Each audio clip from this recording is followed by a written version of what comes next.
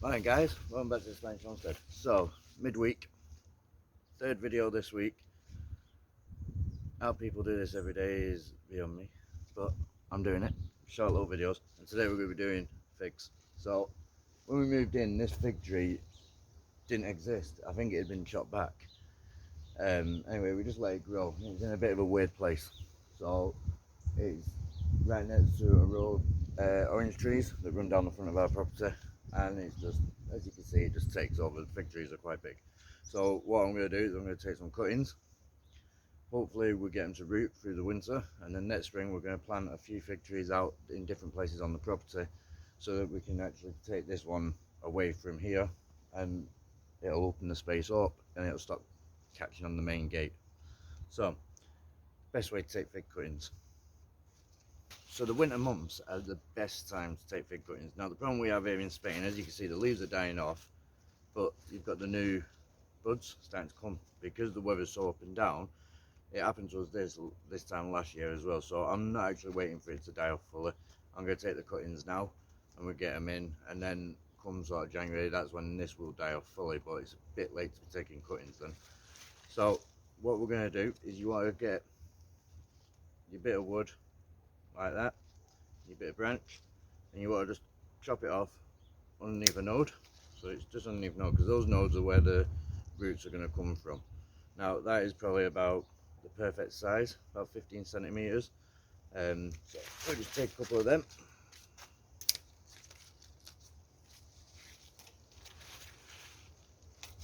If you can, try and get the ones without any leaves on. Now, the reason I do it this time of year is because we're going to be pruning this back anyway, so there's no point in throwing it away. We might as well take some cuttings while we're at it.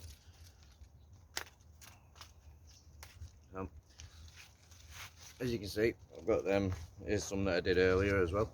So we'll take these now, we'll take them over into the garden and we'll show you how to pot them up.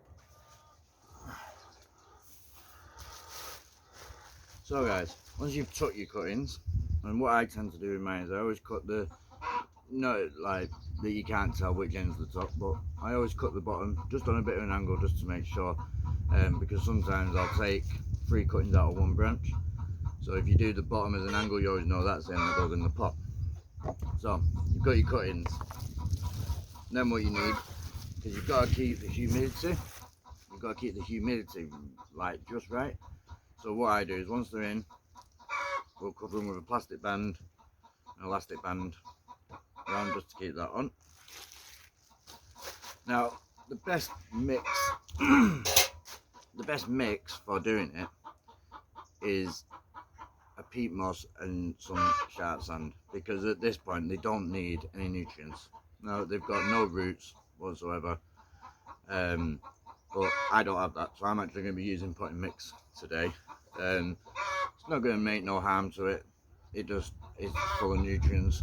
Also, these are probably a little bit big, but it's all I've got to hand. So I'm just using basically what I've got to hand today. A good thing to use is the little plastic cups you can get from Mercadona, Asda's, Tesco's, Walmart. I'm guessing so in America.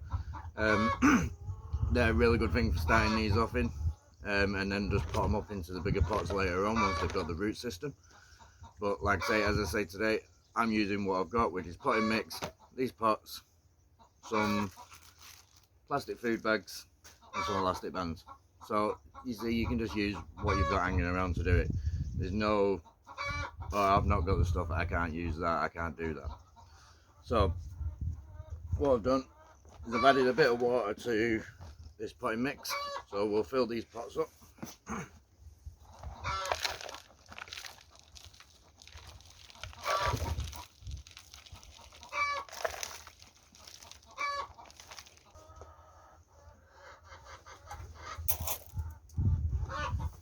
Right, so guys, we've got them filled up with the potting mix now. Now, some of these are a little bit big, so I'm going to take a bit off them. So, like I said before, you've got the node just there. I'm just going to go just under the node, like that. And then I'm going to use that just poke a hole in. Now you can use rooting hormone for it as well. I've never used rooting hormone. I've tried these a few different ways. I've tried them in water. I've tried them. It's a bit smoky. I've got the fire running. It's a bit cold this morning. I've tried them in rooting them in water. I've tried rooting them in just plonking them in the ground. I've tried them in putting them in a compost heap. That one works really well. If you've got a nice warm compost heap, just stick them in. Forget about them. Leave them. Right? Go back sort of February time, March time next year, and you'll see that they'll have roots on them. So yeah, there's lots of different ways you can do it, but I don't use any rooting hormone. I don't do anything to them. I literally just chop them off, push them in, like so. Then I'll put a little bit of grit over the top. Now the grit is purely to, when you water them, stop the soil washing away, it keeps the moisture in. Any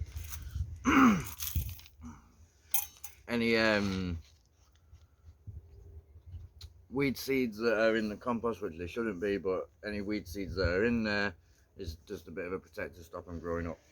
So it is literally as simple as that. There you go, guys. That's that part. And then, like I say, all I'll do is we'll get the pot. So as you can see, it's got the grit in, soil. We put it in, pushed it down, not firmed it down or anything. We don't want it. We want to be able to, for the roots when they do start growing, to be able to get out. So give it a good watering, and then just pop that over the top, like that. Done this the wrong way, really. And put your elastic band around to keep the bag on. And it is as simple as that. These figs are probably one of the easiest things to take cuttings from, because you don't need a root stock. They will grow and propagate straight from just a cutting off the tree.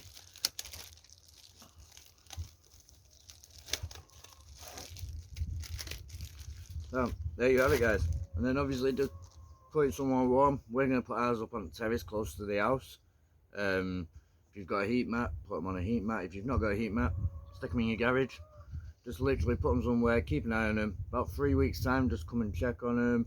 Obviously make sure the humidity is okay. If they do start getting too humid, you notice any mold, anything like that, take the bag off, let some air in. But apart from that, it is the most easiest thing to grow. That's the point of this week. I'm showing you guys some of the easiest stuff to grow that you can just literally put in, forget about, and you get crops off. Now these will obviously take a good few years before I get crops off them, but I'm hoping by next year we'll be able to pot them up next summer, and then we'll overwinter them in those pots, and then the year after they'll go out into the ground. Fingers crossed. We'll see. So I'm going to get on with bagging these up now, give them a good watering, get them up onto the terrace. Another tip for today is, if you've got any chilies that are in pots or peppers, so like we've got a chili plant down the back there, we've got some peppers in pots scattered around, get them close to your house now, get them somewhere warm, get them out of the shelter. Ours are in the field here, so the temperature is dropping quite a bit at night, and it's a bit cold for plants like that. So get them close to your house, get them in your house, get them in a greenhouse. Just now, guys, remember, if you've not already, hit that subscribe button. No, give us a like, give us a share us on your Facebook, just share us around, and let people know that we're out here. There's so many channels out here that have lots of information and they're just not getting out to people. So share them, like them, let YouTube know that you like them. And with that note, I will catch you on tomorrow. I'm not 100% sure what we're planning tomorrow, but we'll find out in the morning. See you later, guys.